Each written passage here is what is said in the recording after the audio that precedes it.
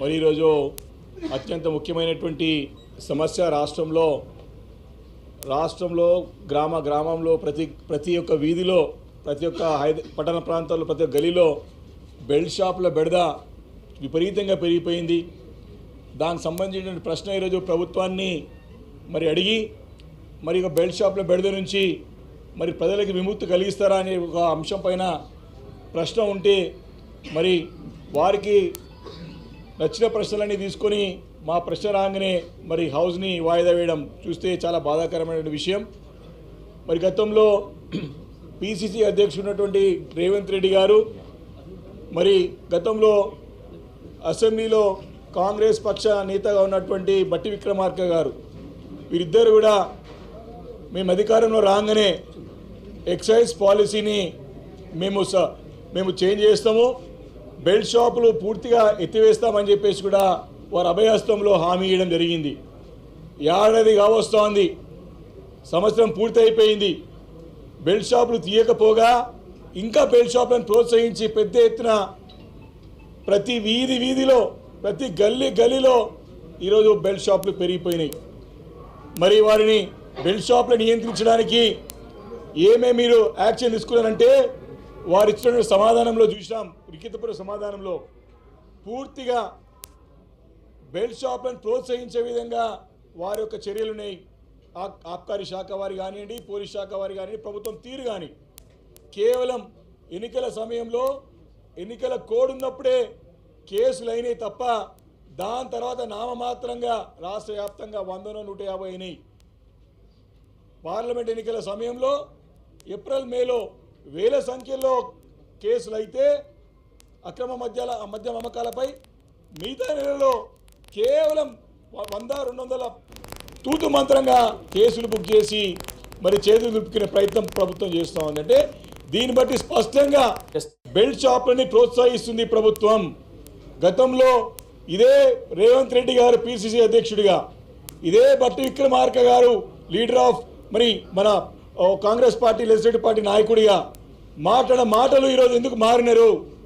ఎందుకు ఈ ద్వంద్వ వైఖరి? ప్రతిపక్షంలో ఉన్నప్పుడు ఒక మాట, ఈరోజు అధికార పక్షంలో ఉన్నప్పుడు ఒక మాట. ఈ ద్వంద్వ వైఖరిని బీఆర్ఎస్ పార్టీ తీవ్రంగా ఖండిస్తూ ఉంది. వారు పదే బెల్ట్ షాపులు లేకుండా చేస్తాము, ధరలు కూడా పెంచామని చెప్పేసి కూడా మరి ముఖ్యమంత్రి గారు గతంలో పిసిసి అధ్యక్షుడు హోదాలో మాట్లాడిన మాటలు ఎప్పుడు ఈ బెడద తీరుతుందని చెప్పేసి బట్టి విక్రమార్క ఇద్దరు మాట్లాడినారు.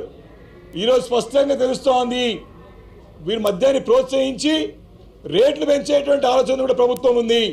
ఆ విషయంలో నిలదీస్తామనేటువంటి ఆలోచనతో మరి ఈరోజు సభని వాయిదా వేసుకుని ప్రశ్న దాటివేసే ప్రయత్నం ప్రభుత్వం చేసింది ఈరోజు.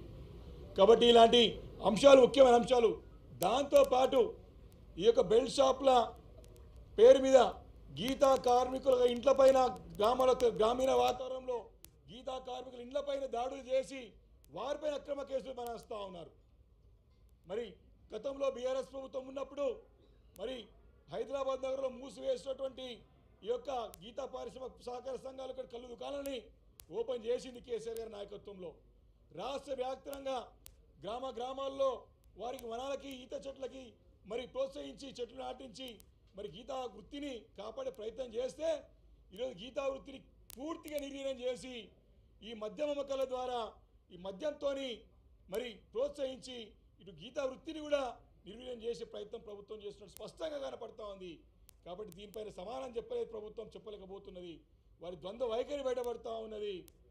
దానికి తోడు డ్రగ్స్ కూడా విపరీతంగా డ్రగ్స్ ఎక్కడ పోయినా ఈరోజు గ్రామీణ వాతావరణంలో డ్రగ్స్, ప్రతి దగ్గర డ్రగ్స్, చిన్న పాన్ డబ్బాలో కూడా కిల్లి కొట్టు దుకాణంలో కూడా డ్రగ్స్ లభ్యమవుతూ ఉన్నాయి. ముఖ్యమంత్రి గారు పెద్ద మాటలు మాట్లాడడం మొదటి సమావేశంలో ఊదరగొట్టి ఉపన్యాసాలు ఇచ్చినాడు. కక్షపూరితంగా మా పార్టీ నాయకుల బంధువుల ఇంట్లో దాడి చేసే ప్రయత్నం చేసి ఇరికిచ్చే ప్రయత్నం చేసినాడు. మా పార్టీకి సంబంధించినటువంటి ఎమ్మెల్యేల కార్లు ఆపి వెతికి వారిని కూడా ఇరికిచ్చే ప్రయత్నం చేసినాడు. అయ్యా నిద్రం లేవు, ఇప్పటికైనా సంవత్సరం అయింది, మాటలు గాలికి పోయినాయి. ప్రతి దగ్గర డ్రగ్స్ విపరీతంగా జరుగుతూ ఉన్నాయి. డ్రగ్ నియంత్రణలో పూర్తిగా విఫలమైంది ప్రభుత్వం. కాబట్టి ఇలాంటి అంశాలను కూడా ప్రశ్న అడుగుతామని ప్రభుత్వంని బీఆర్ఎస్ పార్టీ గొంతు నొక్కే ప్రయత్నం చేస్తూ ఉంది ఈరోజు ప్రభుత్వం అని చెప్పి ఈ సందర్భంగా మనవి చేస్తూ తెలియజేసుకుంటూ మరి ఈ యొక్క ప్రభుత్వం యొక్క వైఖరిని తప్పకుండా తీవ్రంగా బీఆర్ఎస్ పార్టీ ఎండగడుతుంది. ఇక బెల్ట్ షాప్ల బెడదని గతంలో మీరు ఇచ్చినటువంటి హామీ ప్రకారమే లిఖితపూర్వక ఇచ్చిన హామీ ఉన్నది, మీరు ఇచ్చిన ఉపన్యాసాలు ఉన్నాయి. తప్పకుండా ఈ బెల్ట్ షాపులు నియంత్రించడానికి బీఆర్ఎస్ పార్టీ తరఫున పోరాటం చేస్తాం. అదేవిధంగా గీతా కార్మికుల వృత్తిని కూడా కాపాడటానికి కూడా బీఆర్ఎస్ పార్టీ అండగా ఉంటుంది. దానికి తోడు వీరు కూడా మద్యం దుకాణాలు కూడా లైసెన్స్లో కూడా మరి గీతా వృత్తిపైన ఆధారపడేవారు వారు కూడా మేము రిజర్వేషన్ ఇస్తామని చెప్పి కూడా వారి యొక్క మేనిఫెస్టోలో పెట్టినారు. ఇవన్నీ కూడా ప్రశ్నించాల్సిన అవసరం ఉన్నది. కాబట్టి దీనికి జవాబు చెప్పాల్సినటువంటి బాధ్యత ప్రభుత్వం పైన ఉన్నది.